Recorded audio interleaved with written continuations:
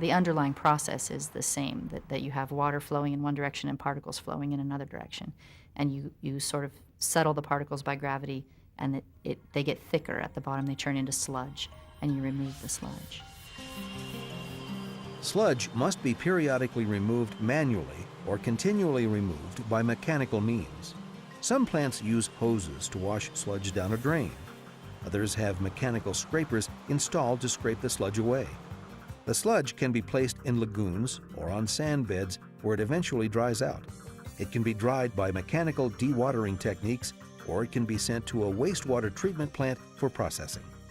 Some utilities will actually be able to concentrate those, dry them, and you have them for beneficial reuse even on their sites, and some utilities even market those as a soil amendment. So there's varied ways to get rid of it, but you do have to either reuse it or give it to someone else or dispose of it. In all types of sedimentation, it's important for the operator to monitor the process. Turbidity is the best test of determining how effective the sedimentation process has been. If there is little change in the turbidity of the raw water versus the settled water, there may be some operating problems. Possible factors that can cause operating problems include over or underfeeding of chemicals, poorly formed floc, which isn't settling well and is being carried out of the sedimentation basin and into the filters, algae and slime growth, which is a potential problem in open, outdoor basins but can be controlled by chemical treatment. Wind can also cause problems in open basins by creating currents.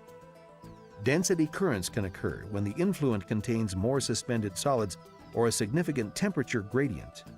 The influent can either sink to the bottom where it creates upswells of sludge or rise to the top and bypass much of the basin. These problems can result in short-circuiting, which can result in water bypassing the normal flow path, reaching the outlet in less than the normal detention time. Floc-laden water can clog filters and interfere with the disinfection process. Throughout the process, the operator should keep detailed records. It's important to note the changing raw water quality and chemical doses that worked effectively. Record seasonal changes and factors such as heavy rains, snowmelt, and drought conditions. Record keeping is one of the steps operators can take to make sure they are optimizing their coagulation, flocculation, and sedimentation techniques. Optimization can be achieved through additional operator training and ongoing evaluation of equipment and techniques. Effective coagulation, flocculation, and sedimentation requires constant monitoring and adjustment to perform well.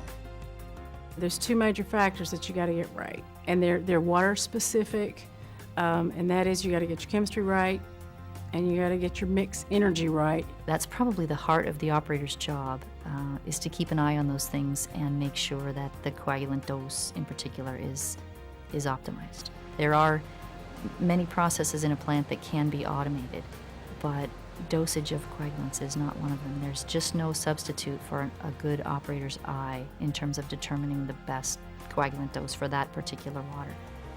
It's a critical first step in treatment.